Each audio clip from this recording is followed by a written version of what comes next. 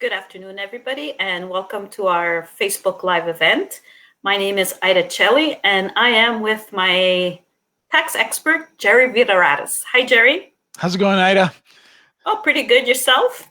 Oh, pretty good. I mean, still cooped up inside. Can't leave my kitchen room table here, but safe and sound at least. So pretty good. Well, at least. Actually, I was just noticing that it's almost a year we're working from home right now.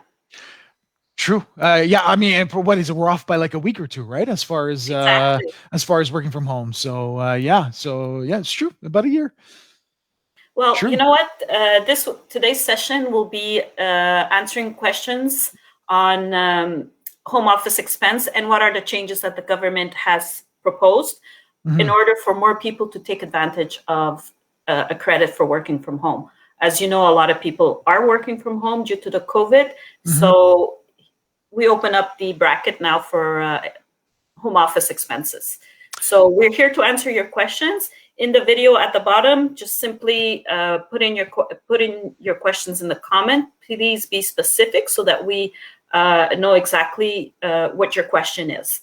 So do you want to maybe give us a little update of what are the important dates and what are the most recent changes the government did announce? Yeah, well, absolutely. I mean, basically, remember that home office expenses is nothing new. Okay, it's not a new deduction the government has introduced. What they've done is that they've introduced a new method of computing home office expenses. That's what they've done. So now we have an option. Okay, all of us who are working from home, including me and you, Ida, we have an option this year as far as how we compute home office expenses as a deduction on our tax return, and this is under what we call the home office expenses. Okay, so essentially the way it works is that you have the option between the new method, which the government calls the temporary flat rate method. Okay, and this one is the simplest one you could use, where the government simply gives you $2 per day as a tax deduction on your tax return on the number of days that you worked at home, that you were required to work at home. All you need to do is meet a very basic criteria, which is you have to have worked more than 50% of the time from home due to COVID-19 for at least 4 consecutive weeks. Okay, so once you meet that basic criteria, then you are entitled to this new temporary flat rate method, which is $2 per day up until a cap or a ceiling, as we could say, of $400 as a deduction on your tax return. Okay, now the second method is the existing method, the one that was always there, that we were able to deduct home office expenses, which the government now calls the detailed method. And the detailed method, very simply put, is you are now deducting specific expenses. Okay, so expenses that the government allows you to deduct. Okay, some of these are rent, utilities, very basic maintenance, home internet access fees. I'm just reading this straight off the form actually right now. Employment use of basic cell phone service plan, long distance calls, and office supplies. Okay, so these are expenses that you're able to deduct. Of course, you need receipts for those expenses in order to prove them, and those expenses are prorated based on the square footage of your home that represents your home office. Okay, so if you have a dedicated room in your house that is 10%, for example, of the square footage of your home, then all these expenses that I just listed now, you're entitled to 10% of those expenses. Now, for the temporary flat rate method, you can, in this case, you don't need there's no requirements. Okay, so you don't need what's called the conditions of employment. There's no special form that is required, and you don't need any receipts for the temporary flat rate method. Just have the basic criteria. Okay, now, for the detailed method, there are administrative requirements. Okay, so you do need specific forms. You need what's called the conditions of employment form, which is signed over by your employer. The government has created a simplified version of this, which is the T2200S. Okay, let me just type it in directly in the chat so that everybody can see it. Okay, so that's the form that is required for everybody.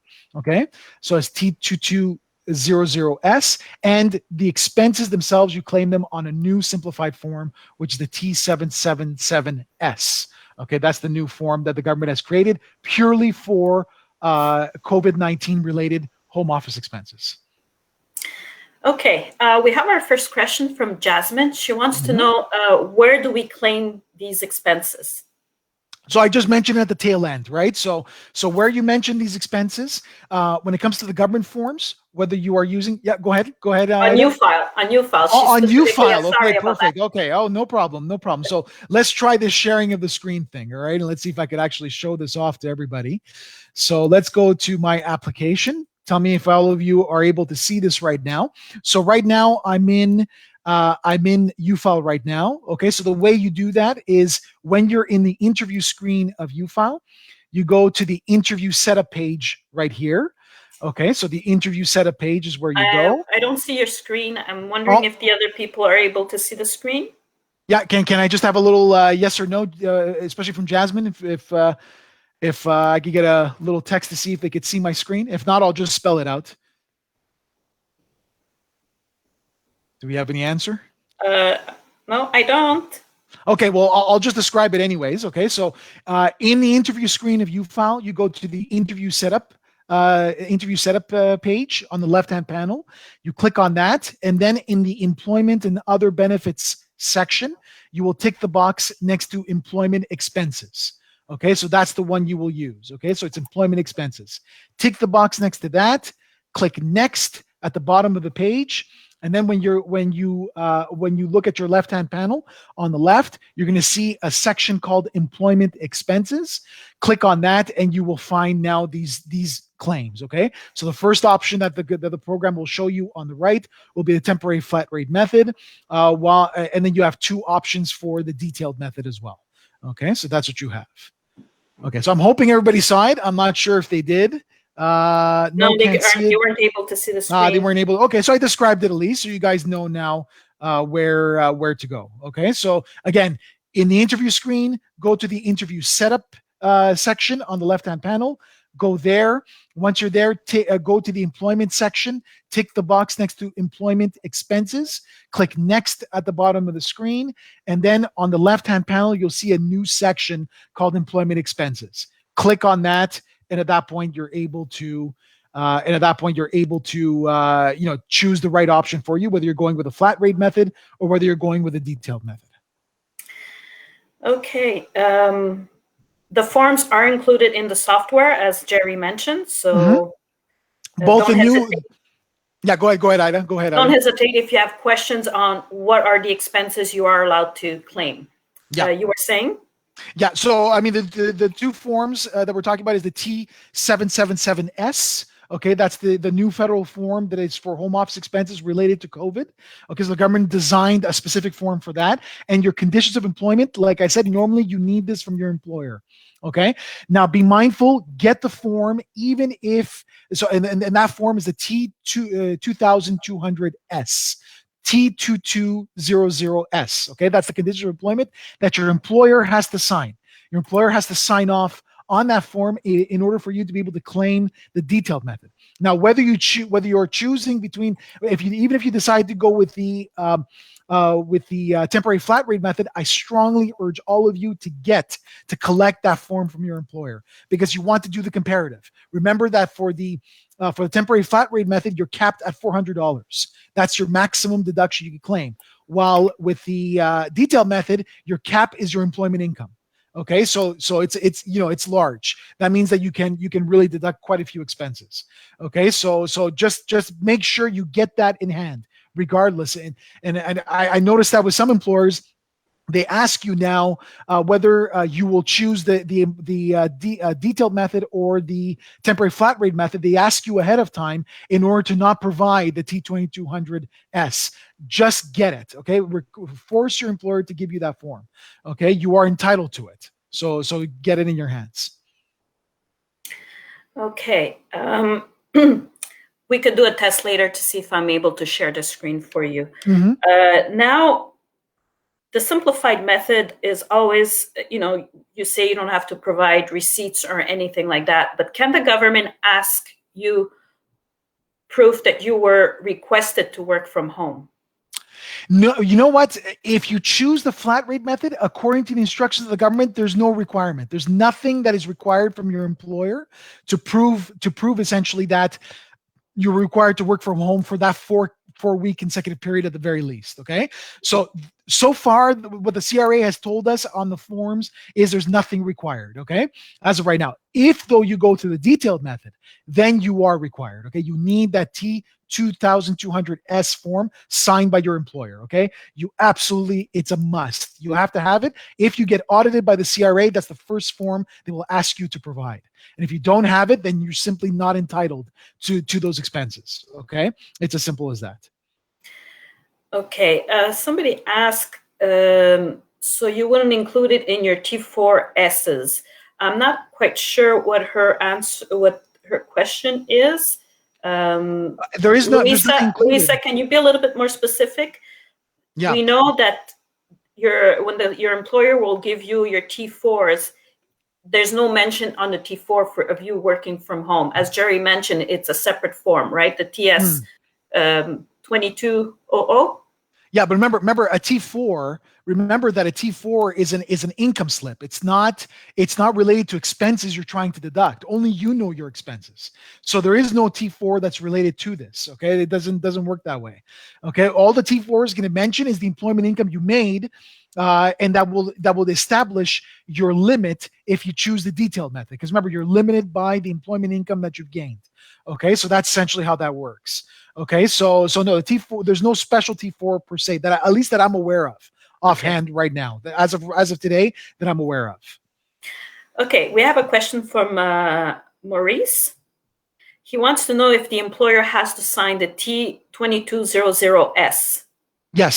Yes, they are required. Yeah, that's the law. Okay, they have to sign that over and provide it to you. But remember, what a lot of employers are doing, and I'm noticing this. I'm getting feedback from people out there, is that a lot of employers are trying to get out of producing that T2200S slip by asking you ahead of time whether you're going to choose the temporary flat rate method instead of the detailed method. Okay, and by doing that, they say, well, you've chosen the flat rate method, so we don't need to provide you a T2200. No, require your employer to send it to you. To explain to your employer, if your employer is doing this, explain to your employer that you haven't decided yet. You don't know yet which one you're going to choose. So therefore, you would like to have the T2200S ahead of time. Okay, require this from your employer. Okay, they have to provide it to you. Okay, that's the law. Okay, Jasmine is asking, so for the $400, we don't need to fill out a form? You only fill in the form that you make the claim, which is the T777S. Okay, I'll type that in, okay, into the chat. Okay, so it's the T77S. You make the claim on that form. So that's the only form you require. No receipts are required, and no conditions of employment are required either. Okay, so if you go with the temporary flat rate method, you simply claim $2 per workday. That's it. I believe the form in the software has sort of a calendar on it. In the software, no. I mean, the software will just tell you. It'll tell you T77S, and right next to it, it'll mention temporary flat rate method. So that's the one you choose. Okay, you click on that, you indicate the number of days, and you confirm to the software that you meet the basic qualification, which I mentioned before, that you, for at least 4 consecutive weeks, you were required to work from home for more than 50% of the time. Once you've met that, you make your claim, and UFile will generate that required form, which is the T777S. Okay, Morris again is asking, would they not send with the T4? Technically, they should. I'm going to be honest with you. Yeah, and unfortunately, I'm getting a lot of feedback from people that employers are trying to wiggle their way out of producing these forms. Okay, so no, you require your employer. It's as simple as that. Okay, if you're listening to us today, you have not made a decision yet until you file your return whether you're going to go with the flat rate method or whether you're going with the detailed method. And I recommend to everybody today to try both. And there's even calculators on the CRA website that you could actually try out. Okay, so if you go to the CRA website, there are calculators that will make the comparative for you, okay, to see what you can claim. So I strongly urge you to do that, to try those calculations. Don't assume that the flat rate method is the better method. Okay, try both and take the one that's the best option. But in order for you to have that best option, you need to have that T2200, T2200S in hand. Okay, you have to have it in hand. That way, at least all the options are available to you. Okay, so I can't stress that enough because I've gotten that feedback from users of UFile, and I'm very disappointed, to be honest with you. I'm very disappointed with certain employers and what they're doing right now. Very disappointed. Okay. Next question from Giuseppe. He wants to know, what about self-employed individuals? Is there a specific T form that needs to be filled out? No, I mean, if you're self-employed and you got home office expenses, you do it on your business statement, which is the T2125. And that is the existing one. Nothing has changed as far as people who are self-employed. You were always entitled to deduct home office expenses if you had a home office related to your business. Okay, so you simply go on your T2125 and you produce it there. Nothing has changed. Okay. That brings me to a question from Fola. She's asking, if you work from home during COVID and you get your regular job and you have a T4 slip, plus I have a side business, employment income through a commission employment, can she claim the two of them together or both? She has to do two separate claims. She would have to do separate claims. So it has to be two T777S's with two distinct conditions of employment for each one. And you would have to basically segregate the expenses between them. Now, in theory, I'm thinking you could just do a 50-50 between both employers. Okay, but it depends on the time that you spent with each employer. But each one would have its own employment expense form and its own conditions of employment form. Okay, so you would have to have two of them in your scenario. She's also asking, how do I write the cost of a vehicle just purchased to start a self-employment business? Depreciation. That's how you would do it. This is a capital expenditure, not a current expenditure. So when you are claiming it on the T2125, you have to add it either as a class 10 or a class 10.1 CCA class, depending on the value of the vehicle. Okay. So if you purchase the vehicle, okay, and the vehicle's worth is in the vehicle's dollar, the list price is more than $30,000, then it's a 10.1. If the vehicle's value is less than $30,000, then it's a class 10. Okay, and you would go into what's called the CCA classes, and you're claiming a depreciation expense. That's what you're going to claim. And the depreciation expense, it's the first year that you're using it. You're also entitled to what the government introduced last year, which is the accelerated investment incentive. Okay, meaning that the first year you purchase a vehicle, you're entitled to an expense of 15% of the value of the vehicle. Okay, but because of the accelerated investment incentive, you are allowed to triple that rate to 45%. So you're practically depreciating almost half of the value of the vehicle in the first year. Of course, that expense is prorated based on the business usage of your vehicle, based on the business mileage that you've done with that vehicle. Okay, pretty interesting. So we have a question from Lois. Yeah. He says, hi, I made some expenses before to get registered as self-employed. Yeah. Can I claim these expenses? Depends on the expense. What's the question? Can you just repeat that first part of the question? He made some expenses before to get registered as a self-employed. Before starting the business. Yes. Yeah, it gets a little tricky in that scenario. But in essence, if you're starting, basically to me, your business start date is before. It's not the date that you're thinking of. If the purpose of you making those expenses was the express purpose of starting your business started the day you incurred that expense. Really, that's when your business started.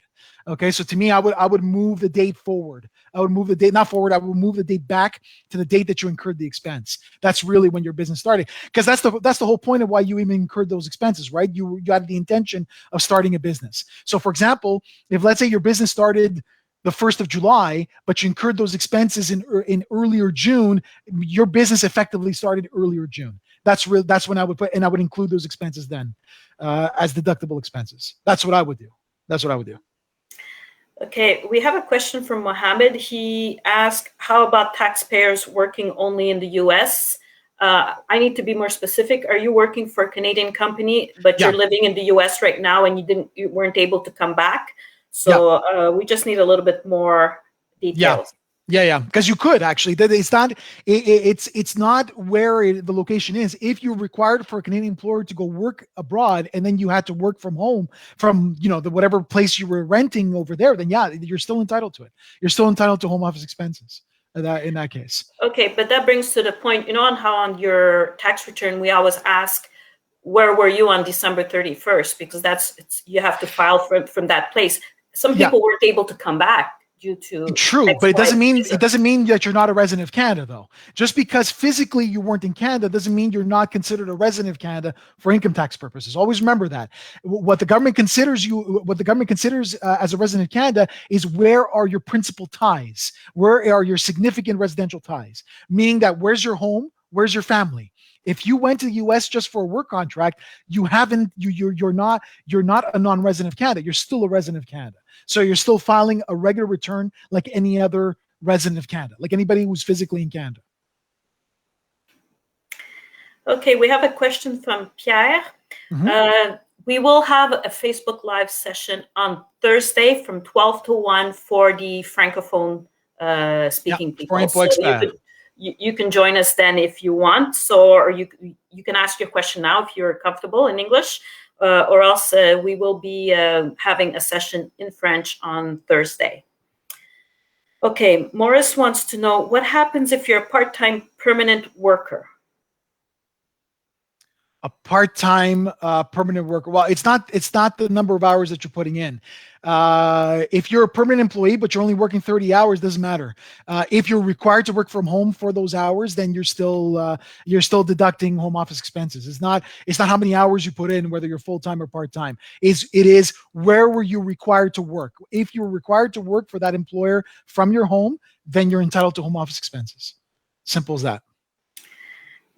Jasmine, I'm not sure I understand. You said, so we fill out that form T777 and also in the employee expense in the interview setting, and you file, as you explained above. You want to... Yeah, so well, essentially that's where you go, So again, to get to employment expenses, go to the interview setup section on the left-hand menu, go there. On the page to the right, there's a section for employment income. In that section, there's going to be an option called employment expenses. Tick that box, click next at the bottom of the screen. On your left, you're going to see a new section called employment expenses that will appear. Click on that section and then choose the appropriate form. Okay, choose the appropriate form. Usually the first three are the ones that are related to COVID. Okay, so the first one will be the temporary flat rate method, and then you'll have two options for the detailed method for home office expenses due to COVID. Okay, so that's where you go. Okay, Mohammed was asking, why would an employer refuse to provide the T2200S form? They can't. They're not allowed to refuse. The problem is, what I'm noticing right now is that they're trying to get away from it because basically you haven't asked for it. In theory, okay, in theory, okay, you haven't asked for it. And again, I started getting that feedback today, and I was very disappointed. To me, it's unconscionable to me, because like it's not that complicated of a form. It's 3 questions. It's literally 3 tick marks on a form, and it's really nonsensical that employers are trying to get out of it. But in the end, they're not. Essentially, legally speaking, they haven't gotten out of it. You have told them that you're not going to use the detailed method ahead of time. You understand? So because of that, if you've told them ahead of time that you're not going to use the detailed method, then then they don't have to produce that form for you. What I tell everybody that's listening right now that's watching, it doesn't matter which method you will choose, make your employer send you the form signed. Okay, that way you have your options in front of you. The last thing you want is to wait a week or a couple of days before the end of tax season, and you realize before April 30th, and you realize that the detailed method was the better method over the temporary flat rate method, but you don't have the conditions of employment. Okay, and then you have to go hunt down your employer to try to give it to you. Okay, so no, get it in hand. Ask for it explicitly from your employer. Okay, Pierre wants to know, can I deduct my common shares from condo? Common expenses from a condo. Okay. That's what I'm assuming. In theory, yes, these would fall into the maintenance fees. Okay, but again, you're going to do it on a prorated basis. Remember that it has to be within the what's called the if 10% of your home is being used for your home office, then it's 10% of those fees. But in theory, yes, if I go back to the form, these would be considered under the condo would be maintenance. So yeah, and Yeah, there you go. Including or the utility. Sorry, into the utilities portion of your condominium fees. There you go. That's the answer to the question. So the utilities portion of your condominium fees. If there's other things that are related to maintenance in your condo fees, then you should be able to claim those as well. Okay, but double check with the CRA just in case. But in theory, yes, as long as they are related to the deductible expenses for home office. Okay. Kathy wants to know, how long in 2021 can I submit donation receipts, or should it end in 2020? Can you repeat that? For How long donations? to 2021 can I submit donation receipts, or should it end in 2020? She's asking if she's made any donations In 2021? in 2021. Can she claim them in 2020? No, you can't. But what you can do though is that you could carry forward donations though. So, for example, if let's say you had donations that were 3 years ago that you never claimed, those you can claim in your current year, but you can't go forward. You can't go back. Okay, so you could go forward, but you can't go back. Meaning that any donations you made in 2020 that you haven't used, you can claim up until 2025, but you can't go 2021 and go back to 2020. That you cannot do. Okay.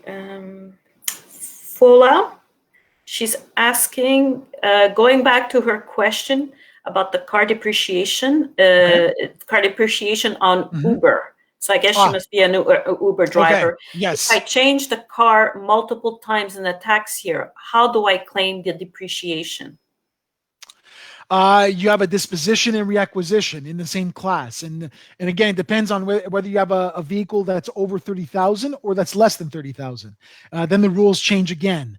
It gets quite complex in that scenario, but essentially, what you're going to do is, well, do you really own the vehicle? That's really the first question. If you're, because it sounds to me like you might be borrowing a vehicle in this case. So in that case, you're not entitled to depreciation unless you really own the vehicle, unless you really bought it. Okay. If you haven't bought it, then the only thing you're entitled to deduct are the maintenance fees of the car. So fuel, oil changes, things that you have to pay out of pocket. Okay. For that vehicle. But if you don't own it, you can't depreciate it. You're not allowed to depreciate in that case. Now, if you do own it and you replace the vehicle during the year, then you have to dispose of the vehicle at whatever you got for it for the trade-in, and then you add the next vehicle in that same CCA class. That's what you would do. That would be if the vehicle is a class 10. If the vehicle is a class 10.1, then you have to do two separate expenses. You have to do two separate expense schedules for each vehicle. That's what you would have to do. Okay. Anna wants to know, first time that she will be declaring a detailed expenses for working from home. How easy is it with UFile online? Well, the expenses are listed for you. Okay, they're all listed for you one by one in the appropriate section, and you just follow what the program is telling you that is a deductible expense, and you simply fill in the blanks. That's all you do. The only calculation you have to do offhand yourself is on what the government calls the reasonable basis. Okay, meaning the proration of your home office vis-a-vis the rest of your home. Okay, so that calculation can be pretty simple. It's not that complex. If you have a dedicated room in your home for your home office, then take the square footage of that dedicated room divided by the total square footage of your home. And that represents the percentage that you're entitled to deduct on those eligible expenses. Now, if you're using a common room, it gets a little more complex. For example, let's say you're working from your kitchen table. Okay, then what you have to do is you have to grab the square footage of your kitchen, divided by the square footage of your total square footage of your home. You have your first percentage. Then you take the hours that you work during the week, during a standard week, divided by the number of hours in total for the week, which is 168 hours. Whatever that percentage you come out with, you have to take that second percentage multiplied by the first, and which is based on your square footage. And the difference is right there. If you guys want to see an example of that calculation on our blog site on ufile.ca, we give you a detailed explanation of how that works. Okay, in our blog article. So if you go to ufile.ca and you go to the let me just tell you guys the specific tab. So in ufile.ca, you go to the tips and tools tab, you hover over it, go to the UFile blog. Okay, go to the UFile blog option, and we have a detailed article on how to compute these home office expenses. So just go there; it'll explain everything for you. Okay, Mohammed came back and he says he's a Canadian living in Canada working for a U.S. employer. So, but you're considered working in Canada in this case. Listen, if your employer is going to get, do you receive a T4 for that income, or do you receive a W-2? If you could just answer that question, that would help me in answering the question. Okay. As we wait for him to reply, as we're going to keep going down. Somebody else is asking, where do I get the T777 in UFile software? Okay, so remember, in the interview setup, click on employment expenses, and then there's also a little there's a circle with an arrow, blue circle with an arrow. If you click there, it's going to bring you to the forms, or the section where the form is, right? So that's also going to be easy to locate the form. But just in general, like I said, interview setup screen, on the left-hand panel, go to the interview setup section. Once you're there, on this page to the right, in the employment section, you're going to see an option for employment expenses. Tick that box, click next at the bottom right of your screen, and then from there, and then once you've done that, go to, on the left-hand section now, there's going to be a new section called employment expenses. Click on that, and then choose the right option on the right, okay, whichever one is relevant. Okay, Marcella wants to know, people that work with Uber Deliver, and Deliver and Driver are considered professional or commission income? I don't think they're considered commission. They're not making sales. They're not seeking sales. That's what a commission, like a commission is somebody like a real estate agent who's actually seeking sales, right? An Uber, they just get the orders and they deliver. So no, that to me is just basically it's run the mill professional. That's what they would be considered. They would not be considered a commission self-employed, because they're not the ones making the sales. They're just delivering the sale on the website. So that's a professional. Okay, we have a pretty interesting question from Sean. Yeah. My wife and I were both required to work from home during COVID. Yes. Can we both claim the same expenses? Yes, but you would have to split them. That's essentially what it would be. You would have to split them in half. So you can't claim the same expense twice, okay? Because now you're doubling up your expense. So the total expense amongst you, let's take, for example, hydro. Let's take electricity, for example. The total expense amongst you must be split between you, and the sum must be the total amount that you spent for the year. It has to reconcile, right? So you would have to split the expenses amongst you. But both of you are entitled to home office expenses, okay? Even if you're both in the same home, you're both entitled to it, but you would have to split the expense. That's what you have to do. Okay, going as we, the question from before, I am a self-employed, also working for a company. How can I prorate the home office expense? Based on your time. That's how I would do it. I would base it on the time that you spend for each one. Take a standard work week. Don't do this per week. I mean, that's just insane. Take a standard work week, and then see, okay, how many hours do I spend with my employer? How many hours do I spend on my self-employed? And prorate it to that level. That's the only way that you would be able to do it, essentially.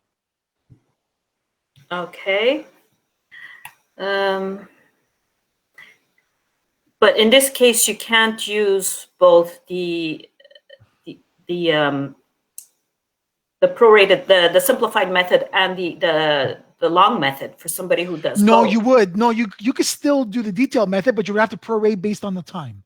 That's what you would have to do. You understand? Okay. So if, let's say, 20% of your time is on your self-employment and 80% of the time is based with your employer on a standard work week, then it's 80% of the detailed method that you're claiming of those expenses, then 20% difference in your business. So you would have to prorate it based on your time. That's what you would have to do. Okay. Okay. Next question. Due to COVID, only one transaction selling goods in 2020.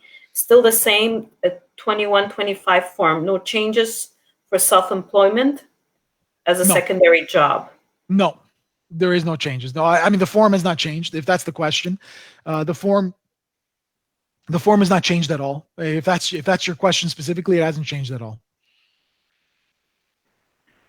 Okay. Okay, we'll take this question. I know it's not quite related to home office expenses. Isa Isa wants to know.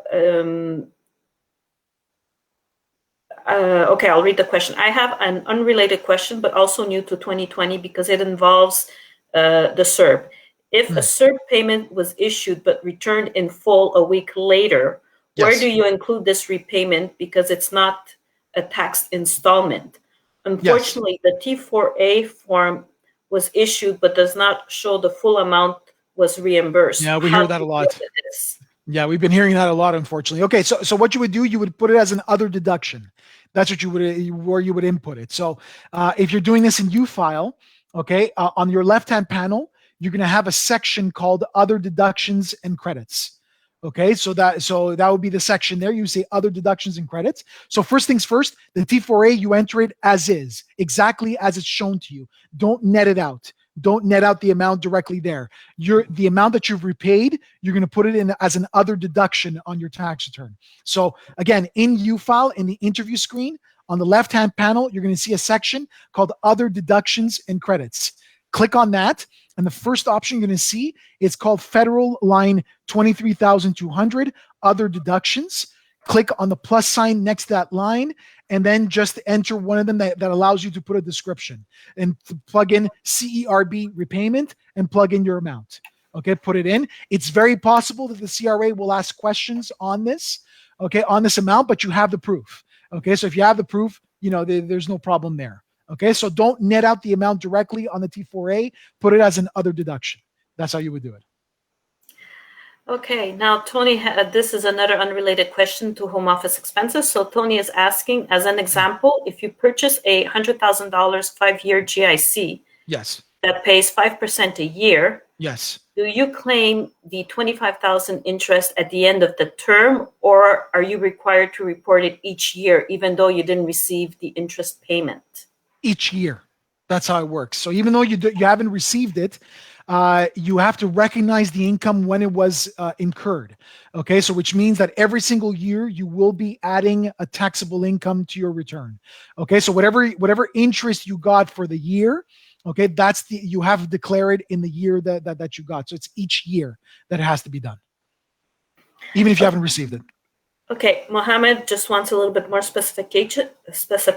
He says, I understand that you have to submit 2 different T2200s if you work for 2 different employers. Yes. From home.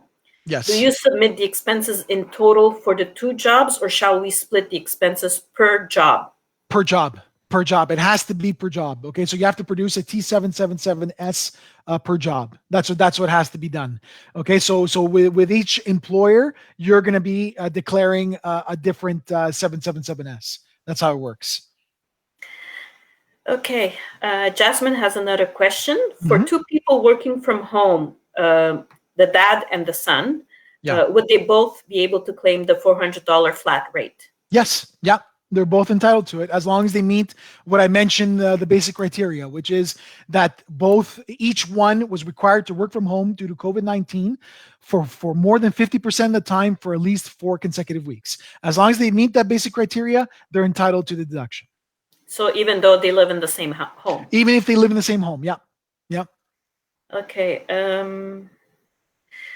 John, you said you missed the beginning of the broadcast and you wanted to explain the T2200 S, I believe it is. I don't know if Jerry, you want to go over it. We know the video will be available after the event. Okay? Yeah, exactly. Yeah, so you can view it at any time. I've answered it in the beginning, but just as a little summation, the T2200S is what's called the conditions of employment, which is required to be filled in and signed by your employer if you are to claim the detailed method of home office expenses for your employment expenses. Okay, so that form is required by the government to be filled in by your employer. Okay, so simply ask for it.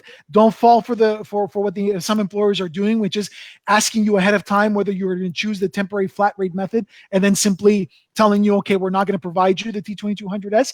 Ask for it. Okay, regardless of which method you will use. Okay, ask for it. Okay, Ed and Marie have the following question. If you were living in another country and came home to Ontario because of COVID, can you claim any of your expenses, airfare, hotel, to isolate?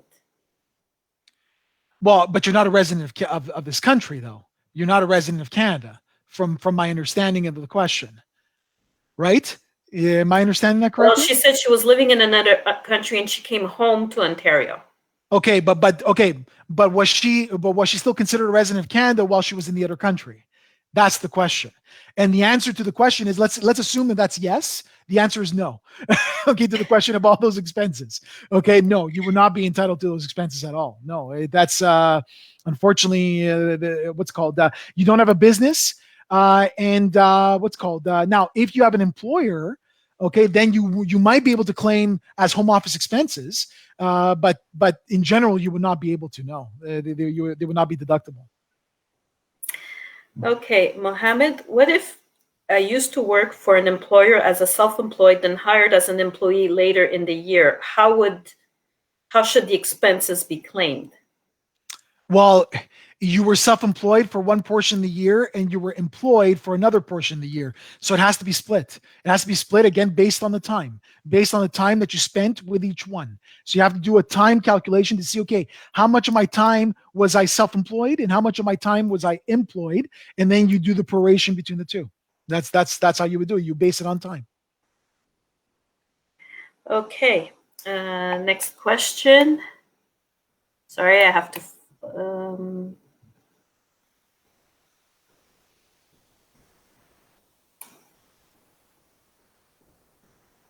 Okay, can you just give us, because I'm waiting for some other questions. We've answered whatever came in so far.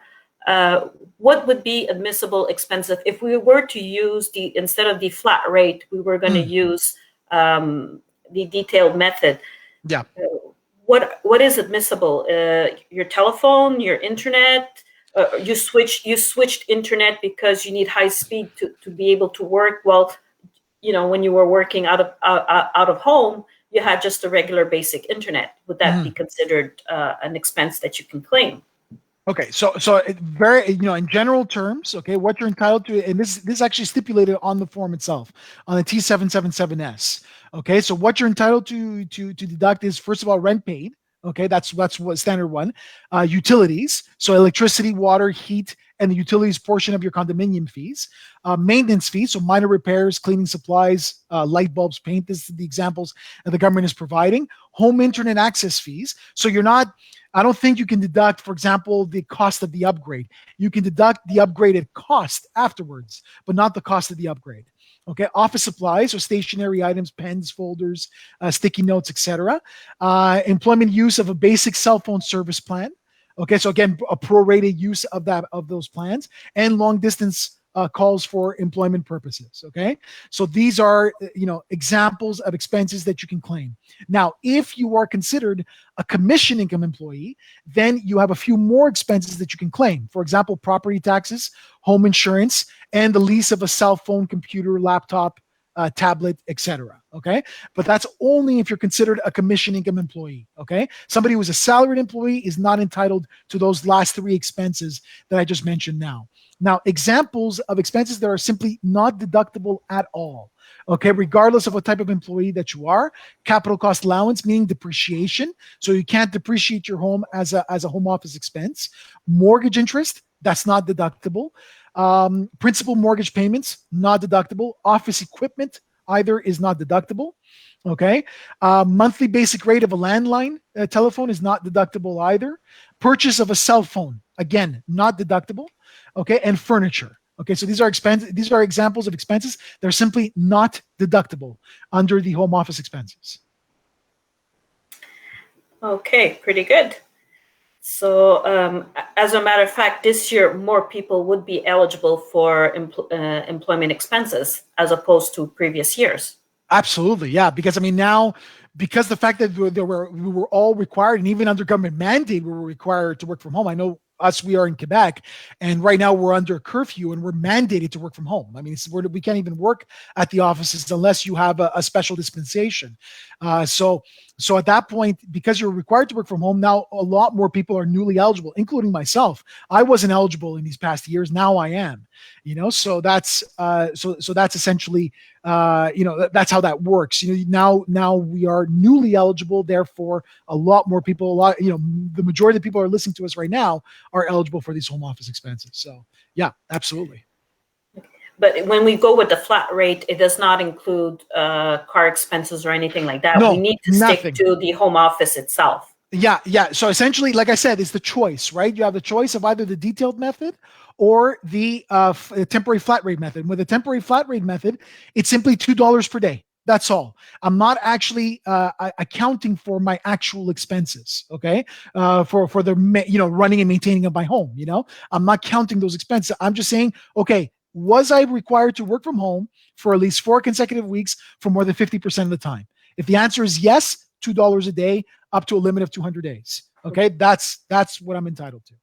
Okay, but when you're calculating those days, it has to be work days. Work days. It has days. to be work days. If you call in sick or you take a sick day or a vacation day, normally that would not count. I mean, to be honest, I don't think the government's going to really get fussy over those kind of days. They're not really going to double check that kind of stuff. I'm going to be honest. To be honest with you, if you really, what the government is really concerned about is the period. That's what they really want to know. So where they're going to get fussy on is actual vacation days. I mean, remember that you're voluntarily not working. Sick days, I doubt they're going to stop you on that. But vacation days would not count normally under this. Okay, but any other type of like personal days or those would count. It's the government is more worried about the period and not really every single day, the minutia of every single day.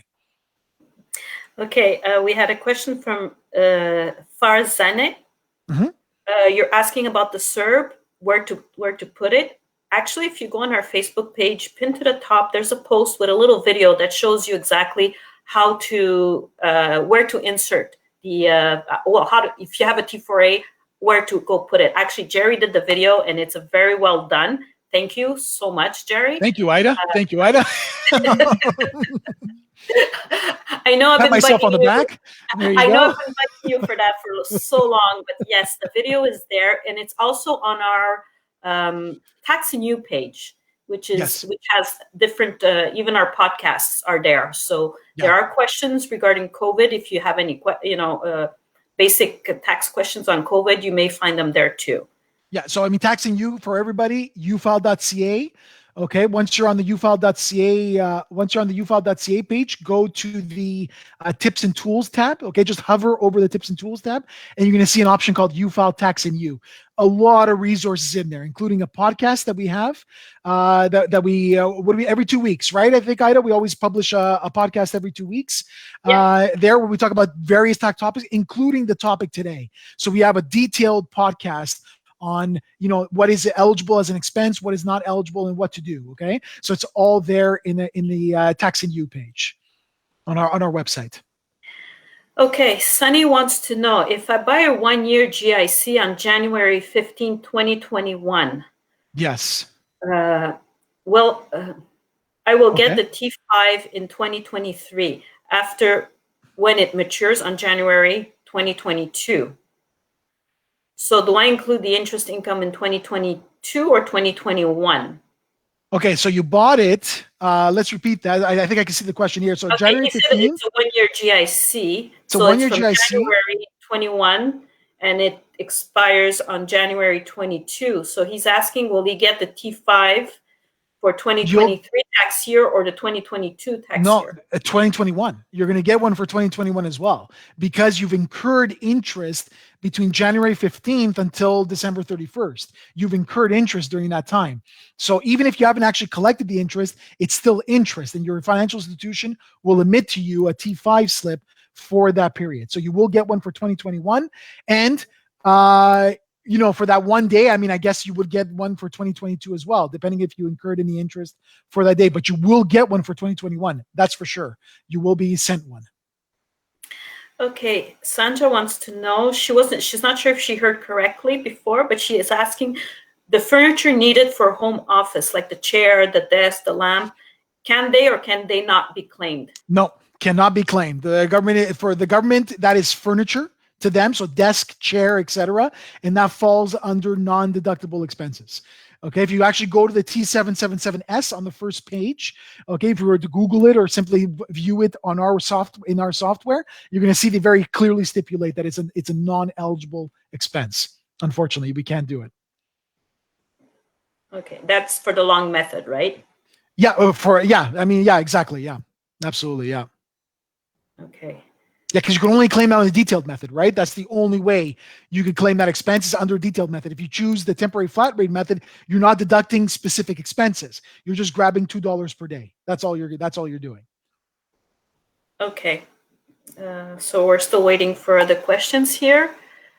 Well, let me just direct also people to our website. We did write a blog article, okay, specifically on this topic that gives you all the details of what we mentioned in this podcast, on this Facebook Live. I'm sorry, they can't tell the difference sometimes with these videos.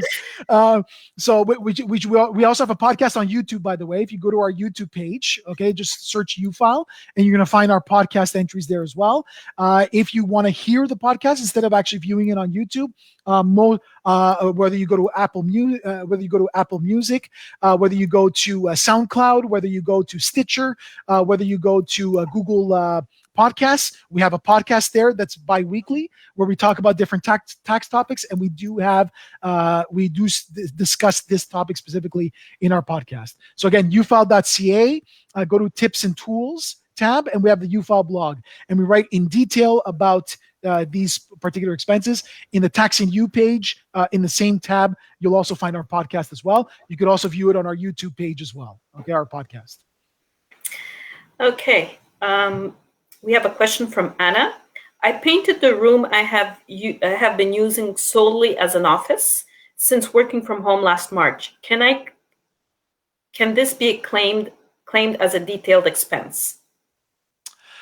Yes, it can. Yeah, you could deduct it as long as the room is dedicated for your home office and you painted it, then yes, it does fall under the detailed expense method. So it is a deductible expense, but remember, it's prorated, right? It's prorated based on the square footage again. Okay, so that's essentially what you would claim. Okay, we have a question here from Barzenet. This has nothing to do with the home office expenses. She wants to know if we have the eligibility for 2020 regarding the child tax benefit, etc. The eligibility. I'm not quite sure. What that means. But as far as, listen, for child tax benefits, the eligibility is, what's called that you submitted the form, which I believe is the RC66, if memory serves me. Once the child is born, submit the RC66 and file a tax return every single year. As long as you've done those two and you file your tax return regularly every single year, you are entitled to child tax benefits. Okay, so which is now the Canada Child Benefit, I think is what it's called. It was called the Child Tax Benefit back in the day. Now it's called the Canada Child Benefit. So as long file a tax return every year, make sure you do that, and make sure that when your child was born, you submitted an RC66 form. I think it's an RC66. Let me check that. RC66. Yes, I got it right. So RC66 form when your child was born within a month, and you won't be late for any payments. Okay, somebody going back to that T5 question in the interest. The question is, even if the financial institution does not issue a T5, are we supposed to or are we required to report the interest on an annual accrual method? Yeah. Yes, you would be. Yeah. Normally you would be, even if the emitter, it's not to the CRA, it's not an excuse that you didn't get a slip from that provider. Okay, you do have to declare that income on an accrual basis. Yes, absolutely. Okay. Somebody wanted to know, Mohammed, do we have a vlog or a blog about Uber income and expenses? Actually, I think we did something similar to that last year. Yes, I believe we do. I know we have a couple of blog articles related to Uber and Airbnb and those type of things. So if you go to our blog site again, so it's ufile.ca, go to our tips and tools option and just hover over our tips and tools tab, and you can have the UFile blog. Within there, I know for a fact we've written, I think, a couple of articles even. We've written a couple of articles on it as Okay, well. let me see if I could share my screen and do that. All right, let's see. Okay. Let's see, Ida, if Are it's you? okay. Hold on. Now I Can think you they see should it? be able to see it. Yes, now they should be able to see it. Yeah, Cool. there you go. I'm a Okay, genius. Come now I on. know. No, now I know what. No. Hold on. I had to let it in. So I'm the idiot and the genius at the same time. There you go. Go on. Okay, so our blogs, you go to our website, ufile.ca, go to Make it larger. tips Make and the window tools. larger. Make the window larger a little bit, Can Ida. I? 'Cause no, your window, your browser window. Just make your browser window larger because it's a little bit small. That's Okay, why. hold on. My mouse here is not very cooperative. Yeah. So just make it a little. Just make it full screen. In the meantime, I might be able to even post the link to that article. Okay, here you go. This is the ufile.ca page. You go to tips and tools. You have the tax and you page here. And right underneath, you have our UFile blogs. Yeah.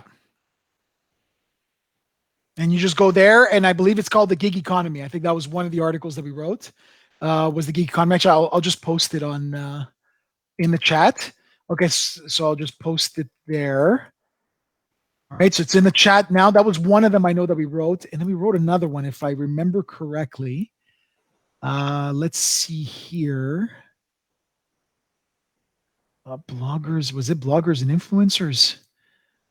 I'm just looking at all the articles. Renting. Yeah, I think it was. I think that's the one. I think it's the one that I just posted. Yeah, that's the one I just posted in the chat. So that's the one that will give you a lot of tips and tricks on how to work with. And I think even in our podcast, I think we even had a podcast on this too. Yeah, actually, podcast you could see if you go to our UFile tax and you page, and yeah, just waiting it for to load. We have the most recent podcast is here. So when you click on it, you have the other podcast available. The other podcasts. Yeah, you're showing it right now because I'm not seeing it on the screen. I'm not on the screen right now, but let me see car expenses. Did I post something there? Oh, maybe not. Okay, no, but maybe not for that particular post. But we do have a car expenses one though, and in that one we do discuss Uber as well. So I'll post that one. I'll post a direct link of that one, and that way everybody could have it. So here we go, and it'll take everybody to our podcast page as well. Okay. So it's right there. Diane has an unrelated question. She says Okay. that her husband passed away in January. We are sorry for your loss. No. And she's also asking, she has all the tax information, but the CRA seem to have blocked his account. Can she still file through UFile? Yes, you still can, but it would.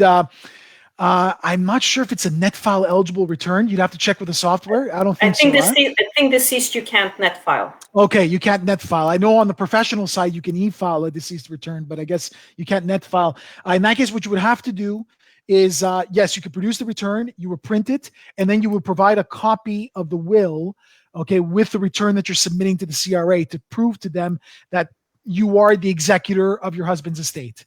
Okay, that way they will now deal with you, because that's the problem. The problem is the CRA. The moment the moment the individual passes away, the CRA will only discuss with the executor, but you have to prove to them that you are the executor of the estate. So by submitting the return with a copy of the will that proves that you are the executor, at that point you should be good to go. You should be good to go with the CRA. Okay, Marcella asked a question. People that earn money with eventual employment should fill up a 2125. Are you talking about self-employment, Marcella? people that earn money with an eventual employment. Okay, maybe they started as self-employed and then they got hired. Then yes, it would be a T2125. You are considered then self-employed because you have a contract with that employer where you're providing services and they paid you. I'm guessing they just paid you like in a receipt. You provided a receipt and they paid you. You are considered self-employed in that case. And then once you become an employee, your business ceases as of that moment, or your business income ceases as of that moment, and then you have employment income with a T4. That's essentially what you would have. Okay. Somebody's asking, when purchasing a house and doing major renovation, does that have any credits? Well, I'm assuming, can you deduct the expenses? The answer is, of course, it depends, and that's obviously my go-to cheesy tax joke that I always say with these sessions. It depends. Is that home being used to produce income? So do you have a business that you work from inside that home, or are you renting that home? If you're producing income, then yes, those expenses can be deductible. They can be usually renovations, not repairs, but renovations would be an addition to the cost of your property. And then you could depreciate those expenses afterwards. They're usually considered as capital expenditures. But again, are you making income off that property? Are you renting it, or do you have a business within that property? That determines the answer to that question. If the answer is no to either one, then the answer is no. You cannot claim unless you have very specific types of credits. Like let's say you redid your bathroom to make it more amenable. That would be one example. Okay, Marcella said it's for services such as cleaning without an employer. Okay, yeah, so you're self-employed. Okay, you're self-employed. Just want to say yes or no. Does that mean you're self-employed and you are offering a cleaning service and you're contracting out to different employers? Yeah, in that case, you're self-employed. I mean, that's the very definition of a business. You're providing a service, so that's the very definition of a business income. Yeah, it's professional. It's professional income at that point. Okay. Okay, so we're pretty much out of time, aren't we? Yeah. I think it just flew by, as usual. As usual. It just so, flew however, right by. we should most probably have another Facebook Live session, maybe in a couple of weeks. Probably, yeah. For major questions, if you have. Yeah, absolutely. So I mean, just to sum it up, okay, just remember for employment expenses, most of you are now newly eligible for the deduction. You have a choice of two options, okay? You either go with a temporary flat rate method, which is, there's no receipts, no form required by your employer, as long as you were at home. You're required to work from home for more than 50% of the time for at least 4 consecutive weeks. Then you're entitled to $2 per day as a deduction up to maximum of $400. Or you go with a detailed method where you're actually deducting actual expenses that you've incurred in your home on a prorated basis again. Okay. So at that point, those are the options that you have this year for home office expenses. Remember that for the detailed method, you are required to have a T2200 form. So T2200S form signed by your employer. Ask it and request it by your employer. Don't fall for the trick of, well, if you're taking the temporary flat rate method, you don't need it. No. Ask for it, required by your employer, get it in hand. That way you could do the comparison between the two and see which one is more beneficial. Because like I said, temporary flat rate method, you're capped at $400, while the detailed method, you could go up, your cap is your employment income. So you can deduct quite a bit of expenses there. So make sure you do that.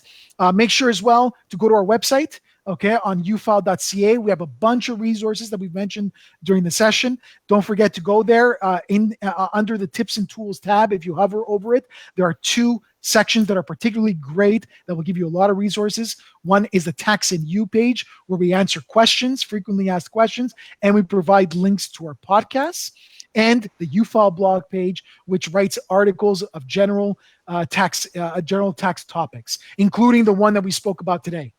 Okay, all the details are there.